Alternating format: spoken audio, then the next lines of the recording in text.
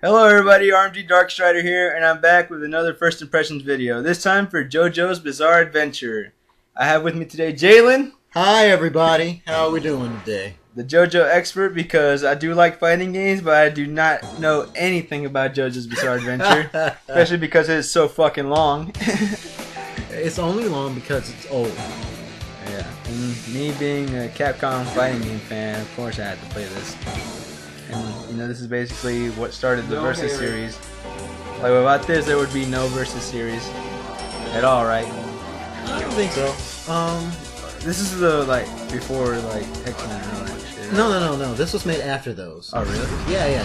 Oh, so this is kind of like a... This was made on the CPS3. Oh, that's cool. Yeah.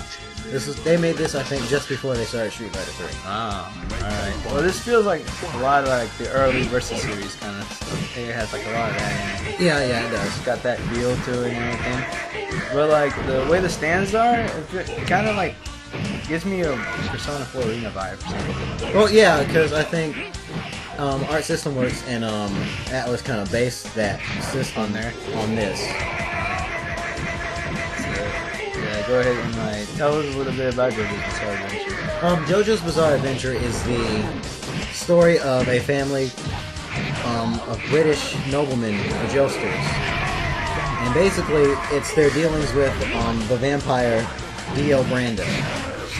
And basically, Dio Brando was an orphan at first. And then he found this ancient Aztec mask that was found by Jonathan Joester's father. He put it on, and he accidentally got some blood on the mask, and it turned him into an Aztec vampire. And so, Dio actually hated the Joestar family because they were rich and more fortunate than he was. And so, he decided to get revenge on the Joestars by trying to kill Jonathan's father. And so, Jonathan ended up learning the way of Hammond, which is using the power of the sun. And he ended up fighting Dio. And this is only the first part out of 8. Out of 8 parts, right? The second one's about Joseph. Mm-hmm. Joseph. And third's Jotaro, right? And third is Jotaro. Which is where this game is based off, right? Yes. So what did you think about, like, the game itself? I like the game. It's very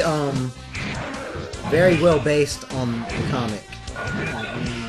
It just seems to stay true. Even in the art style, as you can see, like, the characters are a little bit shaded. Mm-hmm. Like, that's like, I heard that's like very, like, the artist to draw their characters like that, like his hat is part of his hair. Yeah. Like, they kept all those little details in, and that's cool because, like, you don't really see that from Capcom anymore. No. It does help that a lot of Capcom staff happen to be JoJo fans. Yeah, and yeah, like, Capcom's become a really different company since this game was released. Like, it feels like back then they were like not aiming for the games and like pleasing their fans. Now they like feel like they're doing things like on this DLC and DLC things that don't make sense, releasing broken games. Exactly. Basically, they feel like a legitimate evil company. Yeah. And we just talked over the steamroller. Yes, we did talk over the steamroller. God, Dio's awesome. Yes, even if he is the most evil person in the series, he's still one of my favorite characters. All force.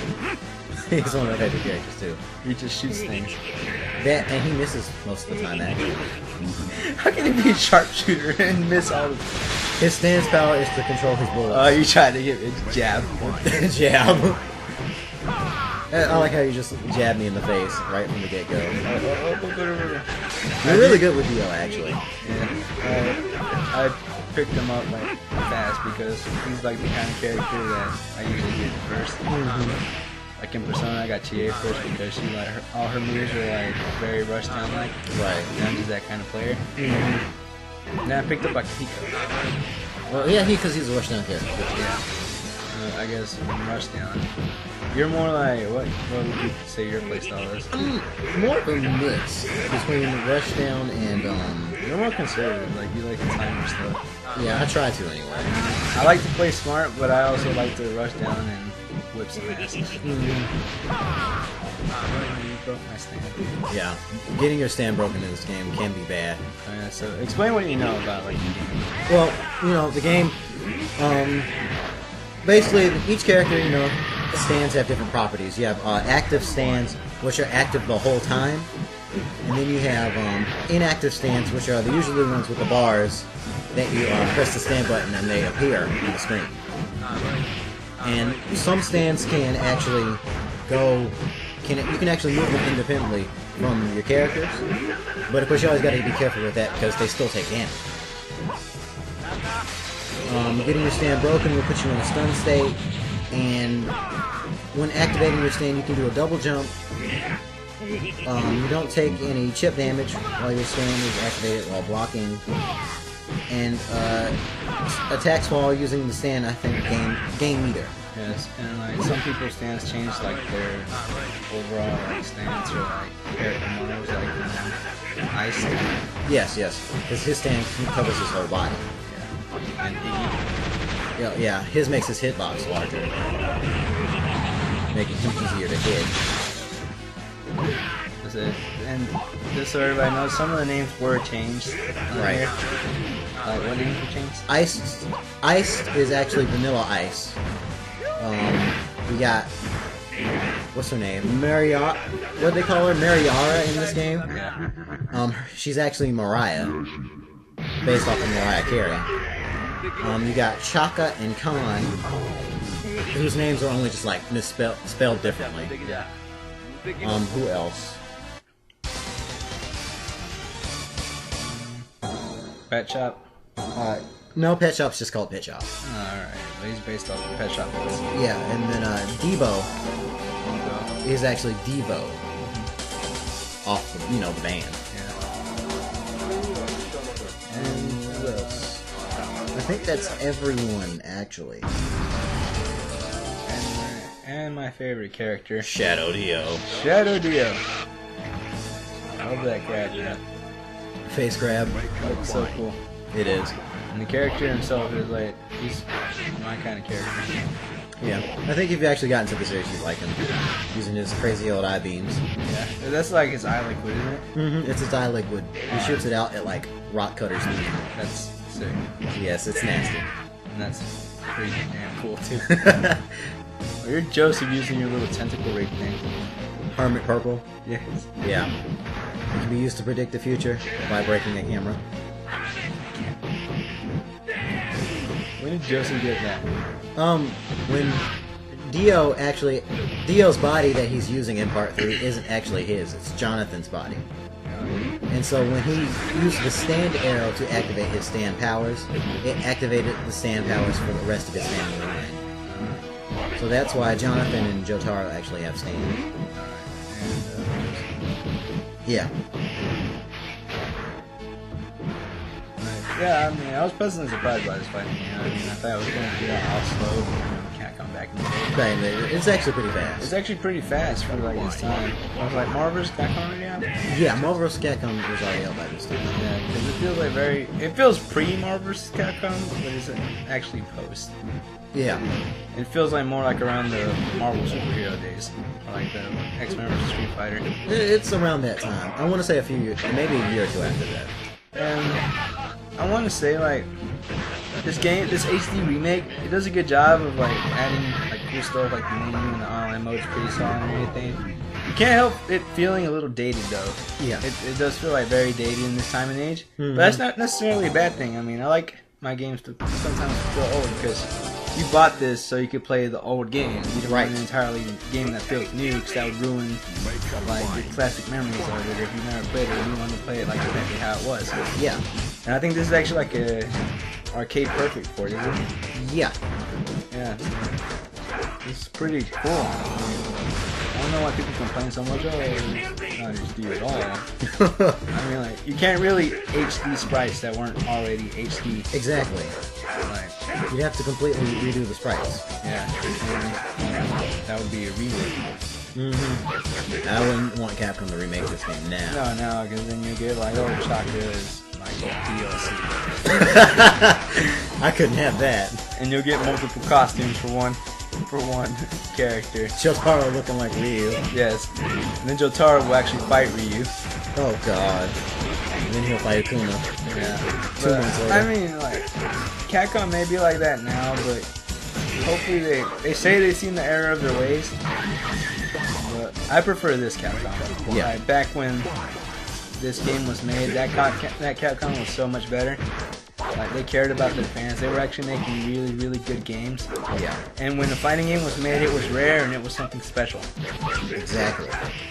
Like, you couldn't wait for the next Capcom fighter. No. Like, now it's like something that's expected. Yeah. Oh my god. Face up. Wrath of the Raging Rape.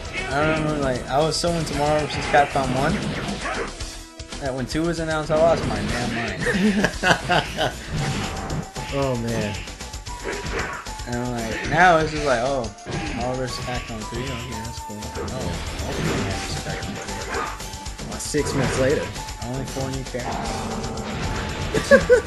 I guess I'll buy it. Yeah. I didn't. I mean, because Capcom arcade fighters have like, they have some of my best childhood memories. Like in the arcades, playing Marvel vs. Capcom 2, Capcom vs. SNK 2, even X-Men Children of the Atom, I got to play that. And Lord knows how many times I beat Street Fighter 2 in the arcades. And I used to go and like beat up pro tournament players. Mm-hmm. And Marvel vs. Capcom 2 at 8 years old. Right. Now we got the most cheap character in this game, Pet Shop. Yes, Pet Shop. I had to use him. Top tier. I heard he was so good. I don't see it. I mean, like, You gotta see it. Like, I've seen people just do some amazing things with Pet Shop. yeah, I mean, I can't do it. All I can do is ice penis. Well, As you can see. that's forever now. As you can see. All I can do is that little ice penis thing. Meanwhile, I'm trying Trying to pull off Dio. to do some Dio stuff here. Yeah. But Dio does look like an awesome enemy. Oh yeah, even if he does wear hearts, that just makes him really cool. Apparently. Oh, ice. Avalanche. So, explain, how the hell does Falcon, or whatever he is, Well, have the power of ice well, that's his stand. and expressions? Yeah, when see what activates stand powers in people is the stand arrow, and the arrow basically you have to take a chance of dying. And if you have the potential to use a stand, you'll come back with a stand. Animals can do it too. When they gain a stand, they gain human level intelligence. Oh my god. Damn it. I know. And I almost got you with the counter move too. Alright, so they gain. So animals can gain stands too. Yes. Like Iggy, of course. And in part 6, there's Foo Fighters, who's actually a bunch of algae. Not algae, but plankton. I know. I want to do the drugs that this author does. to write something that's awesome. Man, pretty much what Araki does is do drugs and then listen to Western music. I can see he named a lot of his characters after them. Mm-hmm. Dio, of course. Right. And you got Pet Shop Boy over here flying around trying to Right. rape me with my ice. Diva. I know. Oh, it's over. Nah. I'm trying to use the custom combo super. Wait, it's a what? Quarter circle back, stand, and then impulse. And now it's over. Yes. Well, thank you for joining us. We kind of talked this episode away, but yeah, JoJo's Bizarre Adventure. If you haven't bought it, go buy it. It's great!